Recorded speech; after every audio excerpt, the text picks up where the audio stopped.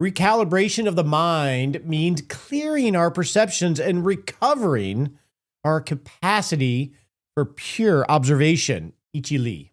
Hey there, welcome to the show dedicated to helping you have the clarity so you have the comfort and the confidence to lean into your own retirement and make the most of it. My name is Roger Whitney. I'm honored to be here with you today. Today is our second of a month-long series on navigating healthcare before Medicare and filling that gap so we don't miss our life unintentionally. And today what we're going to do is observe what our options are for healthcare if we're not yet 65. Last week, we sort of shocked ourselves with the cost, and that was intentional because it's a lot of money. There's a lot of disruption to your life with healthcare, but that doesn't mean that you can't navigate it. And so today we're going to do some observing of what the options are. And next week, we'll talk about strategies around income and to manage that cost. And then in the last episode of this month, we'll try to put it all together to give you a basic game plan or framework to think through it. Observing can be hard because of assumptions. I heard a great quote related to relationships. I think it was Henry Winkler the other day. Assumptions are the termites of relationships. That's a good one. Assumptions are bigger than termites when it comes to decision making. When we make assumptions about the cost of healthcare or our options based off of our previous experience, maybe 4, 5, 10 years ago, the news or articles that we've read or videos that we've watched, when we make assumptions on very incomplete information, that has some dangers to it. We get trapped in those assumptions that we make. Oh, I can't retire before 65. Healthcare is just way too expensive, so I'll keep working. We just get trapped rather than really exploring it. And one of the dangers is it just shuts down all curiosity because we've already determined it in our minds. And sometimes this happens in a subconscious way. It's not a conscious decision. We just sort of fall into all of the messaging that we're getting around healthcare. So it shuts down curiosity, and that's dangerous when you're considering retirement because you may miss your life based off of bad assumptions of something that's easily navigated. Second, one of the other dangers is it can create false trade-offs. If you make assumptions about what your options are, you're going to frame your decision in those limited options, not realizing that if you just gained a different perspective or were able to clear your mind and just purely observe with fresh eyes, there might be a solution that is very obvious, but you can't see it because of the lens, the glasses that you have on that are your assumptions. And then psychologically, and I think this one is bigger than we give it credit for, and I don't hear it talked about a lot. There is a lot of change that happens in retirement, not just with the money part going away, but we lose that money going away. We lose a lot of agency. We're going to lose our identity. We're going to lose being important to our team and the attaboys and attagirls that we receive in our company. We don't know what we're going to do every day. And so sometimes we can use these totems. Healthcare is too expensive. I need to earn more money because of the markets or because of this or that. We can use these totems, I think is the word I'm actually looking for, that we hold up to stay where we are and to avoid uncertainty. They give us psychological cover not to enter that forest because we really don't want to, or we're a little bit afraid of it. I think that's a big element sometimes. So today, and this is what I use these series for, by the way, for myself and my team, is let's think about the options that we have to navigate healthcare before Medicare without any prejudgment. All right, with that set up, we're going to go and look at the options, look at them at a high level, and then we're going to answer some of your questions and set a smart sprint and create a great retirement. All right, today we're going to talk about healthcare before Medicare options. We have the sticker shock that we got last week, as I mentioned. Hopefully you've recovered, you're off the floor. What? How much could it be? Next week we'll talk about how to mitigate that cost. But now let's talk about what the options are. And we are going to start with option 1, which is COBRA insurance. So if you have employer coverage through your work or your employer or your spouse's employer, and you separate from the employer or have reduced hours, we'll talk about that, they are required, assuming your company has over, I think it's 20 people, to offer you a continuation of coverage as a bridge. Not permanent coverage for as long as you're not working there, but as a bridge to help you transition your healthcare. And that's called COBRA. And so the benefits of COBRA, and we're going to talk about the eligibility, the duration, the cost, etc.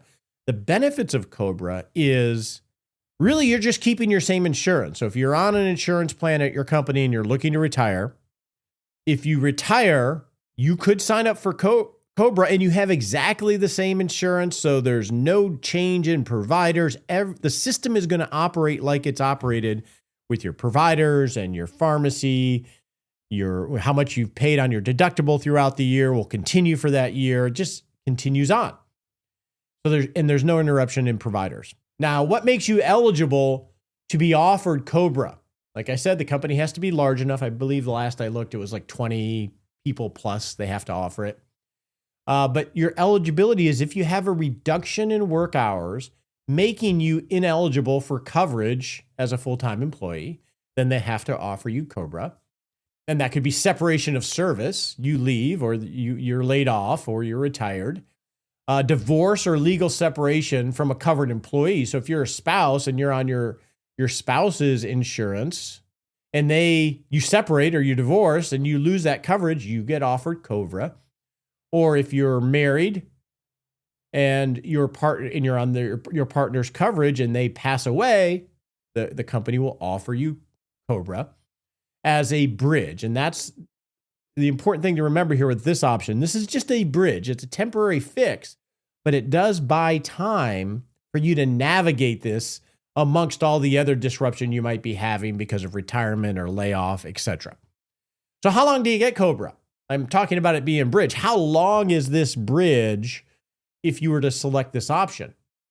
Well, if you lose your job or you have reduced hours that disqualify you for full-time coverage, it is available to you for 18 months. And we'll talk about when that clock starts. So basically a year and a half, you can stay on your employer's coverage after you separate service or have one of these qualifying events.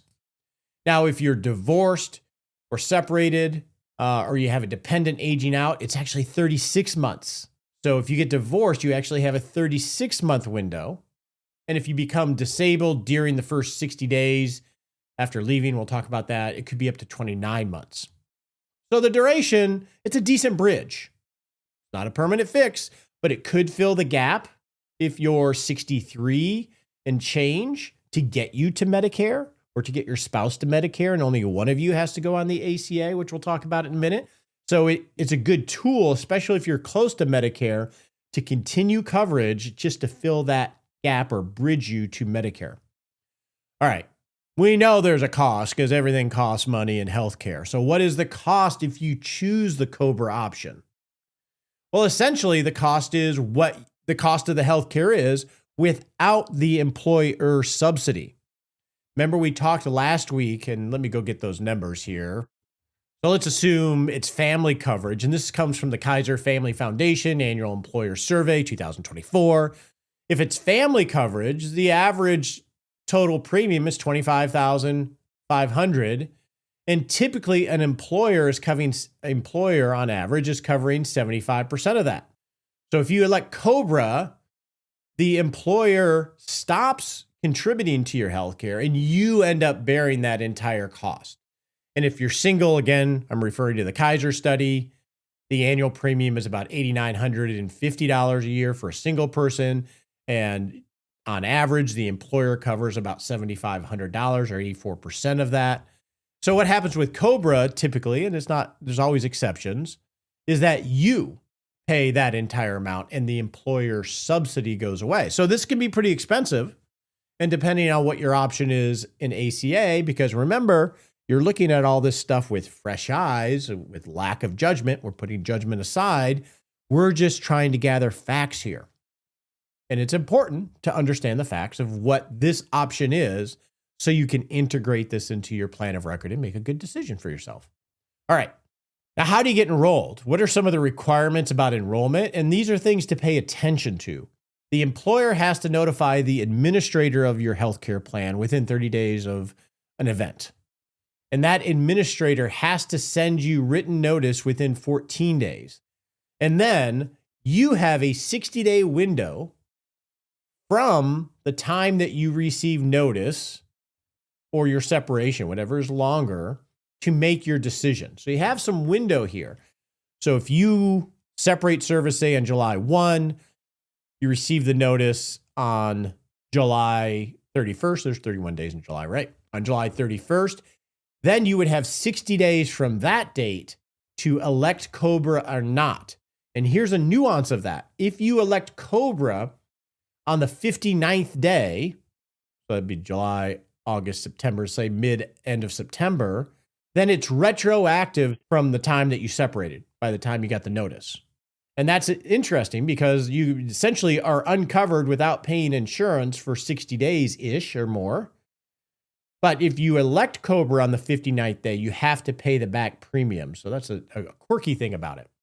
So COBRA is an option as a bridge to get you to Medicare if you're really close to 65, or as an option so your life is too busy to figure any of this stuff out, or you're dealing with major medical stuff and you don't want to have a disruption in your service, or you've paid a lot into your premiums for the year and you've already hit your out-of-pocket maximum, so maybe you do it for the first year just so you can continue on and not have to start at zero or be disrupted. And this gives you time. That's the key thing. This gives you time to think about it in the event that you have other things going on in your life and you don't really want to spend too much time thinking about this. All right. What's the second option? The second option is the Affordable Care Act. That's the marketplace, ACA, Obamacare, whatever you want to call it. Next week, we're going to talk about subsidies and how to optimize this. But for now, we're just going to observe what you get for health insurance as an option. So each state has the option of establishing their own healthcare marketplace. And if they decide not to, then you default to the federal marketplace for healthcare insurance. So there is a mandate that this has to happen. And enrollment flexibility. Well, when can you enroll in an ACA plan? Well, if you lose coverage from an employer, that's a triggering event. So anytime that happens, you can go into the ACA marketplace and shop for insurance. Loss of a spouse or loss of coverage due to divorce, loss of non-marketplace. So say you had a private healthcare plan that you're paying for on your own, and that policy ends. That's a triggering event that allows you to go into the marketplace anytime that you want. Loss of coverage. So if you select COBRA as a bridge, and then you decide that you're going to lose that coverage, then you can go into the ACA throughout the year. And then relocation, which is an interesting one, moving to a new zip code or county where there are different plans available. And that's part of the ACA marketplace because they do it by zip code and counties. So take Roger or you, and if you decide to move to Colorado or move across state, that is or could be a triggering event to allow you to switch your coverage because the coverage can be different county by county or zip code by zip code. Okay, so that's the enrollment. Now, why would you consider the ACA? Now, it gets a lot of flack, and rightly so, because it's clunky and trying to solve for, 100 million people plus. There's a lot of things that we can complain about. But one great thing that it gives you as an option is guaranteed coverage. Prior to the ACA, if you were going into the private marketplace, and it's still this way today in the private marketplace, and you wanted to get healthcare coverage, I remember doing this. I remember actually applying. This is a decade plus ago. And I had pre-existing conditions, and those got excluded for a period of time. I think there were some rules around how long they could exclude pre-existing conditions. I don't forget if it was asthma or what it was. But in the private marketplace, and I think it's still this way today, you can be denied. No, we don't want to cover you. You're too much of a mess. Or we'll cover you, but we're not going to cover this, and then follow the rules of how long they can exclude that. And that means you bear 100% of all medical costs related to the thing that is not covered. Well, in the ACA, that all went away. You have guaranteed coverage that cannot be denied due to pre-existing conditions, and they cannot exclude those pre-existing conditions. Maybe exceptions. I'm not an expert in this area. That's a huge thing. As much as the cost is annoying and it's big and that all has to be figured out and at least be rationalized, you have guaranteed coverage. And they can't exclude you just because you're sick and you've had life happen. Cannot be changed or charged more due to your health status. So that's the other thing that it helped rationalize a little bit. If you're really unhealthy, they can't just simply charge you more and really price it out of your marketplace. This is part of the socialized aspect of it. We're all helping each other by the healthy people are paying the same amount as the people that need more help. Essential health benefits must be covered. That means hospitalizations, prescriptions, preventive care, mental health, etc. And annual lifetime coverage limits are prohibited. So there's a lot of great things that the ACA offers us that we didn't have before. Another aspect of the ACA is standardization. We have bronze, silver, gold, and sometimes platinum. And generally, they're structured that bronze, you as the insured pay a bigger portion. Silver, you're going to pay a little bit less, and the insurance will pay more. And gold, the same thing. And so you can tier it. So if you're super healthy, you can choose a bronze plan and choose to pay more of the cost to save on premium, because the premiums go up based on the coverage. And so that is essentially the ACA option. And their healthcare.gov is the main website for the ACA, where you can shop plans and you can pair bronze plan A versus bronze plan B that are available in your zip code. And you can even enter, here are my doctors. Is my doctor covered by a plan? We just did this with my wife, where she has a doctor that she really loves, and she has a condition that we don't really want to change that provider. So we had to select a plan, and we could verify that doctor is under that plan so we could have continuation of care. Now, we had to pay more because there was a cheaper plan, but at least we can customize it from that perspective. Now, I'm going to admit, my observation in shopping for healthcare in the marketplace as a professional retirement planner, it's as confusing as all get out. Now, my specialty isn't healthcare planning, so I wouldn't call myself an expert here, but I'm smarter than the average bear in navigating financial things. And I get confused and I get very tired, even though they have comparative things, etc., where you can put one plan next to the other plan. And we'll talk in the last episode of how to navigate some of this complexity, because it is confusing. If I were to say one of the bigger defects with healthcare is that there isn't an incentive, as there is with Medicare, to have guides. Like with Medicare, you have firms like Boomer Benefits and other firms that can help navigate this, and the cost is prepaid in Medicare, whether you use them or not. So there's a profit motive to have a company like that. There's still, conflict of interest with Advantage plans, and that's a whole nother discussion. And there are people that will help guide you on ACA plans, Affordable Care Act plans, but they're much harder to find, and there's a lot less money. There's a lot less profit motive. So it's just a rare commodity. We've not used one. So that's the ACA option. All right. Are there any other options? I have a couple more I want to talk about. The third option, I was just talking about this the other day with a client. The third option is part-time employers. What? I thought I want to be retired. Hear me out. We're just observing. These are options you may not be aware of. There are a lot of employers, or more employers than there ever has been, to my knowledge, that offer some level of health insurance for part-time work.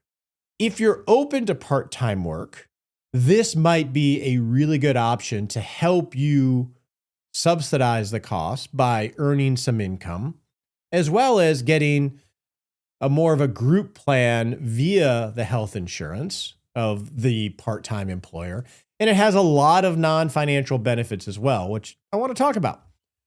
So what are some of the side benefits of working at a part-time employer? Well, you get income. So that could serve as a mental bridge from going from high-paying professional to zero money coming in. This could serve as a bridge to mentally, if not financially, help you get over the fact that you're not high-paying worker anymore. And that's a big benefit.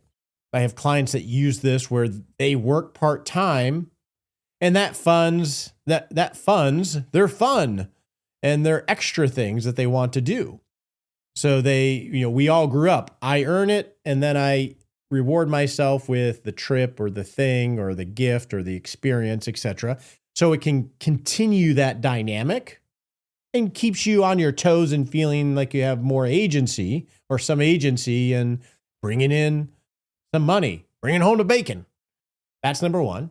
So that helps us. The second, on the non-financial pillars, there's some really sweet things that can happen with part-time work earlier throughout retirement. From a mindset standpoint, it gives you more hope. It gives you more agency.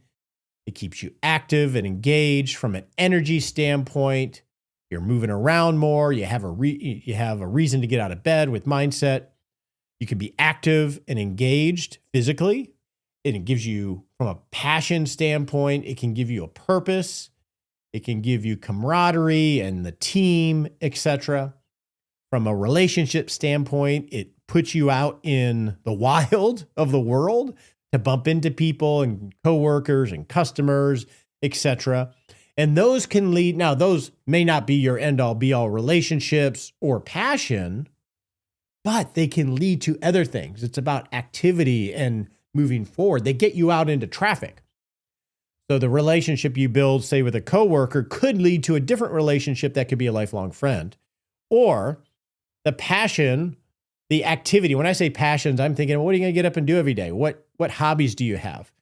One good example is we had a client that he assembled grills and furniture and everything for a big home department store, like a Costco or like a Home Depot or a Lowe's. He just hung out in the back and put things together, and that fit him because he always loved to put things together. He had a little bit of an engineering mind. Other people, Ace Hardware is a great example.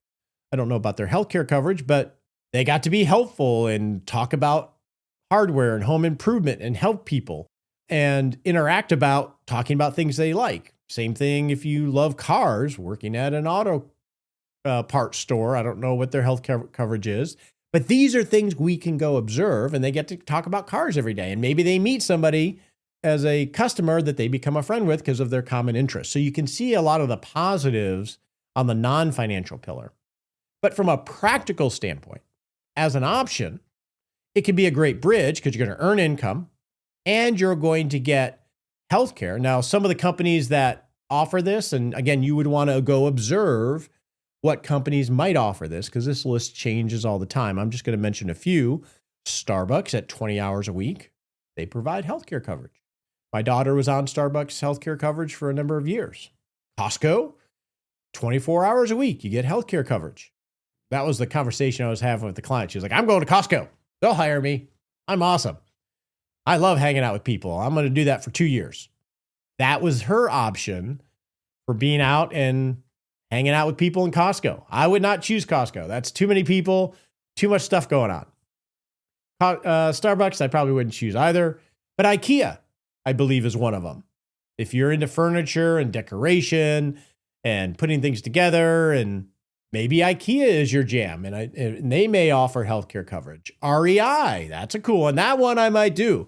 For 20 hours a week, was the last I looked, they offer some form of healthcare coverage. If you're an outdoors person and love to talk outdoors and cycling and hiking and all that, maybe REI is a great place to go. You can meet some adventure buddies. You get the idea. So that's one that we could consider and not make an assumption about, because it could serve as a bridge.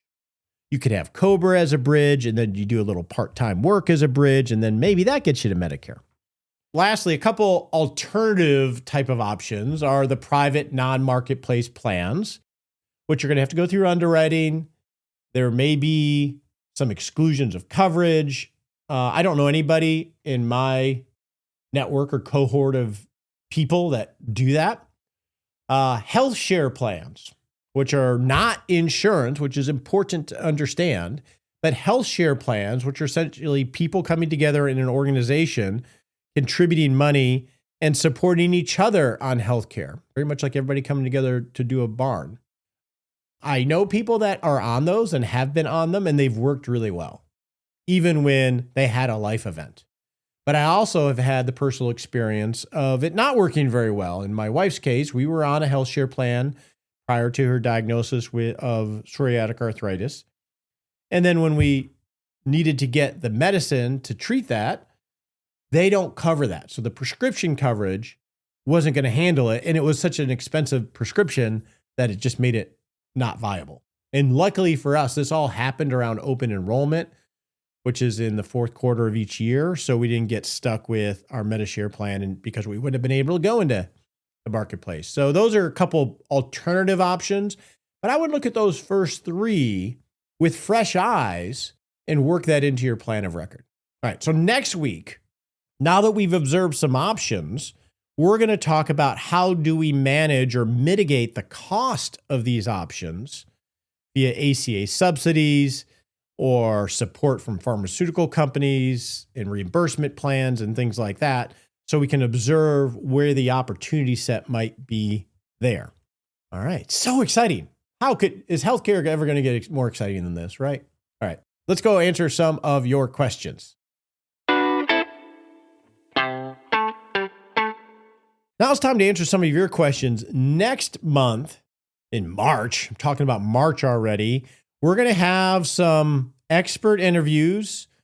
Right now, we have teed up Wade Pfau, Sonia Lyubomirsky, and Harry Rees, who wrote How to Feel Loved. So we're going to do some financial geekdom, and we're going to do some non-financial, and maybe some other cool things in store. But we're going to really focus on your questions, too. So if you have a question for the show, you can go to askroger.me and leave a typed question or record an audio question. Helpful hint, we try to prioritize audio questions, so they're a little bit of a fast pass. I can't guarantee it'll get answered on the show, but we do our best. We get a lot of questions, so be patient there. So you can do that at Roger, what did I say? AskRoger.me. All right, let's get to some of your questions. All right, our first question is an audio question, which comes from Joni. Hi, Roger. My name is Joni. I am calling because I am considering creating a trust will with my son as beneficiary, as opposed to just a straight will giving him all of my assets. So if I choose to have a trust created upon my death with my son as beneficiary, would the traditional IRA and the Roth IRA accounts need to be dispersed out within 10 years, the typical time when you have an inherited IRA, or would it be considered, because it's in a trust, that it needs to be, the assets in the IRAs need to be withdrawn within 5 years? So I'm getting conflicting information, and I'm hoping you can clear that up. So again, it would be upon my death, a trust will would go into effect, and a trust would be created for the benefit of my son, and it would hold traditional IRA and Roth IRA assets. Thank you so much for all your help, and I'm hoping you can clear this up for me. Thanks. Hey, Joni, thanks so much for the audio question. First off, I don't think I'm going to clear this up for you. I'm going to share my thoughts on this and my approach to this. But I definitely think you should rely on a tax expert, a CPA, and your estate planning attorney to navigate this for you, because there's a lot of complexities here. And you want to rely on their judgment. I have my opinions on it, but I don't live in this world every single day. I interact with it when I'm doing planning, but generally that's in concert with an attorney or a CPA. So with that disclaimer, I would start with what are you trying to accomplish in considering this? And get very specific in what you're trying to accomplish in having a trust, one, for what your son is going to receive. And maybe you have a lot of after-tax assets that you want that to go into that trust, and that makes total sense. But what is it you're trying to accomplish with the trust? And then secondary, we can talk about, whether we make IRAs or Roth IRAs as beneficiaries of that trust, given the Secure Act and the new rules on how that money has to come out once he inherits this. So when we think about why are we trying to have a trust, is what are you trying to accomplish? Is it that you don't trust him and you want to have some controls over how he uses that money, knowing that he's going to have to take it out at best over 10 years anyway, and he's going to get it either way? Is it that you don't trust him fully? Is it that you're worried that he's married and they might separate and you don't want that to become community property with the spouse? A trust might help that in the interim, but every time he takes money out of the trust that receives from the IRA, that if he puts that in community property, doesn't keep it separate, that could still get caught up in that. It does offer some creditor protection, having money in a trust, to receive money in a trust. But again, with IRA money that's coming out, that's going to have to come out of the trust or the IRA and out of the trust over 10 years, assuming it's a look-through trust, and quicker if it's not. So what is it you're trying to accomplish? Now, some downsides to using a trust is that if it's not structured correctly by the attorney, it would lessen significantly the amount of time that you have to take this out. You might lose that 10-year period to be taking money out of the IRA, or he might lose that because it's not what's called a see-through trust. Because the trust, if it's named as a beneficiary of an IRA, has to be able to see through to the ultimate age and person that is the beneficiary in order to receive that 10-year period of distributions that are part of the Secure Act with IRAs and Roth IRAs. If it's not a see-through trust, then it could accelerate the time that you have to take it out. You could have, up to 5 years, as you mentioned. It could be even quicker than that. Also, if it goes into a trust that's not structured correctly, it could complicate and increase the tax on the pre-tax amount for him anyway, that you would have to pay because it will get lumped together a lot quicker. And trusts have different tax rules. You move up the brackets a lot higher. So you get that this is very complicated. That's why, in my mind, we should look for elegant simplicity and not overcomplicate it unless there's a big reason to have the trust named as IRA and beneficiary in the first place. Now, I'm actually going to my estate attorney today to redo our entire estate plan.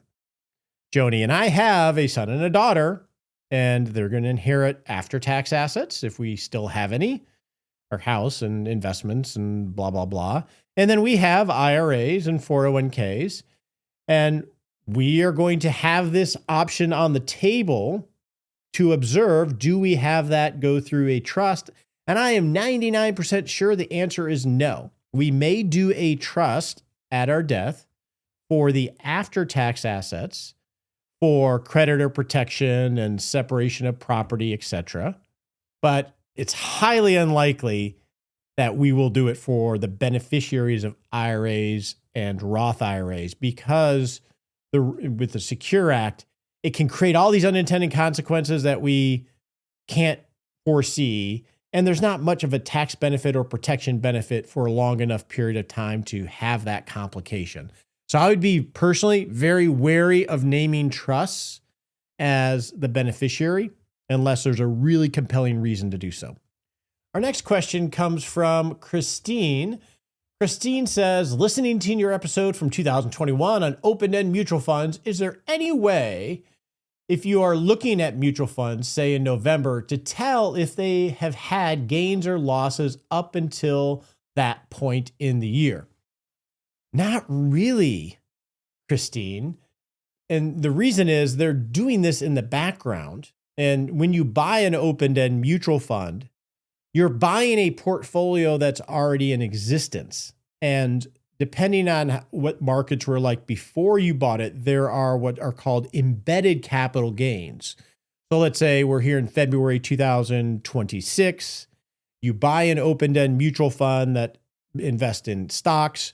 Well, part of that mutual fund portfolio might be Apple that they bought 10 years ago, or NVIDIA that they bought 10 years ago that's appreciated greatly. If they haven't sold it, you're going to have the liability of part of that loss when they ultimately do sell it.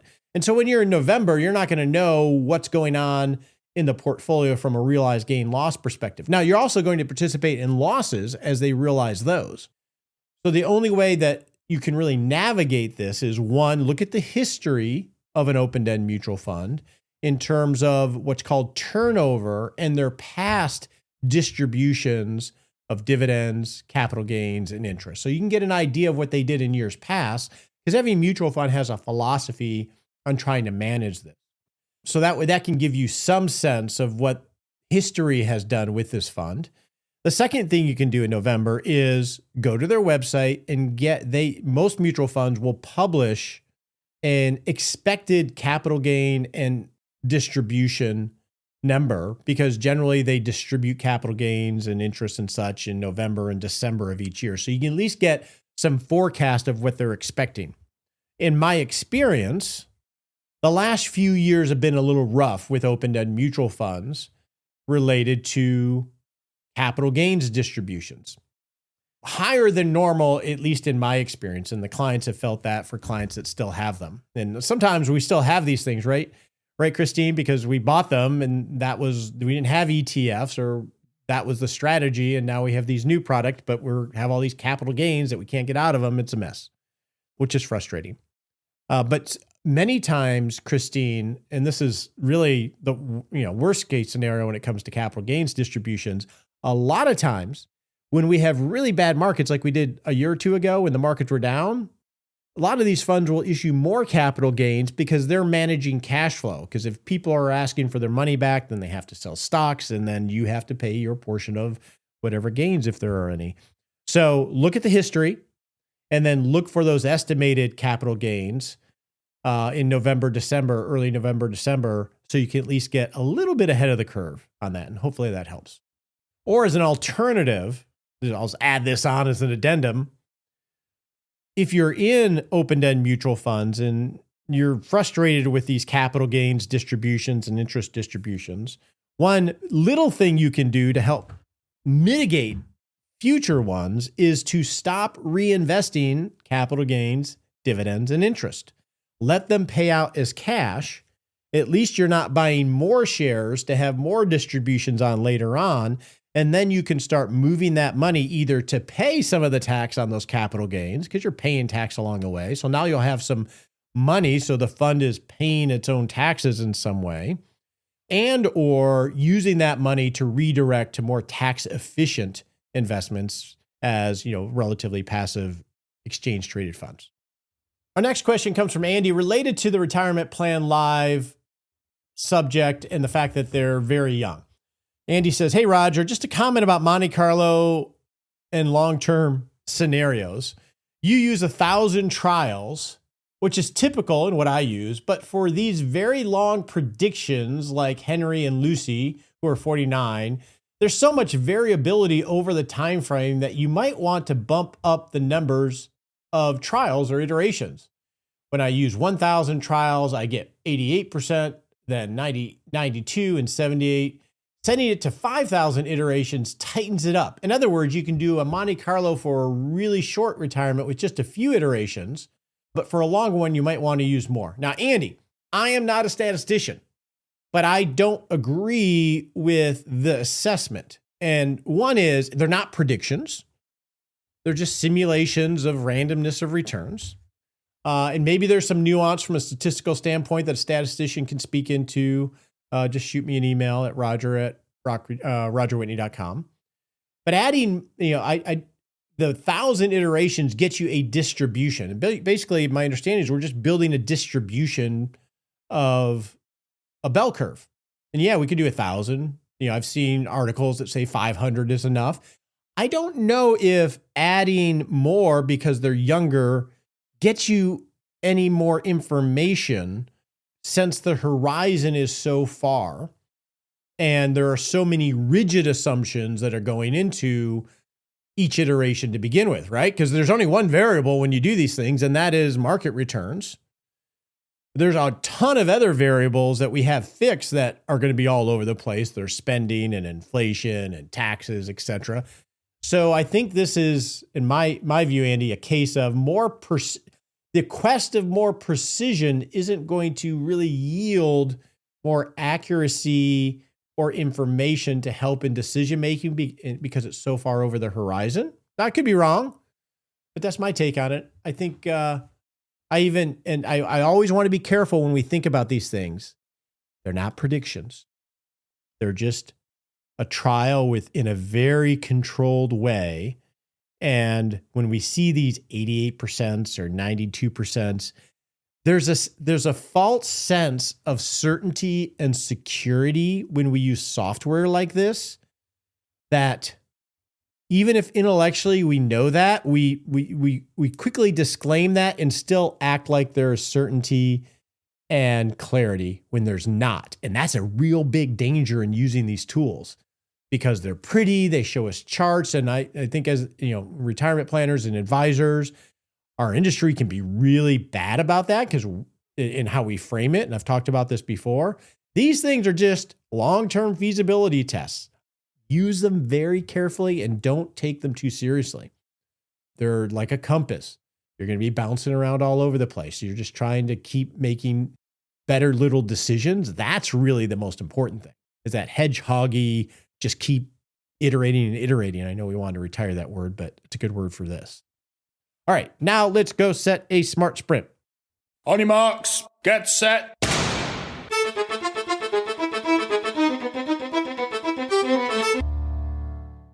And we're off to set a little baby step in the next 7 days. Not just rock retirement, but rock life. All right, in the next 7 days, I could challenge you to review your healthcare options.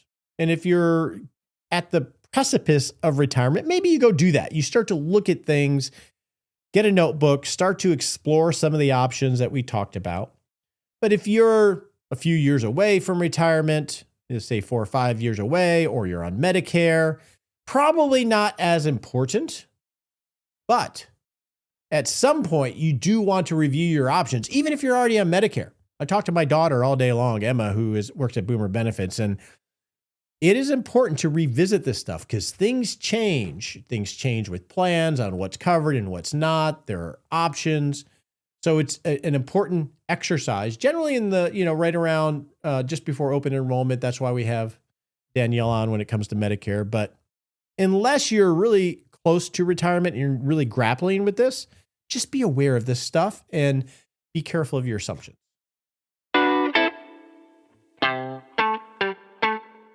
Hey, if you're not signed up for our weekly email, The Noodle, you can go to thenoodle.me and sign up for it. You'll get a recap of the show. You'll get some links to things that we're talking about and resources that we mention on the show. And we always share some special things of what we're reading or a tool that we find interesting. So you can check that out at thenoodle.me. One of my favorite things about that is that if you hit reply, it comes directly to me.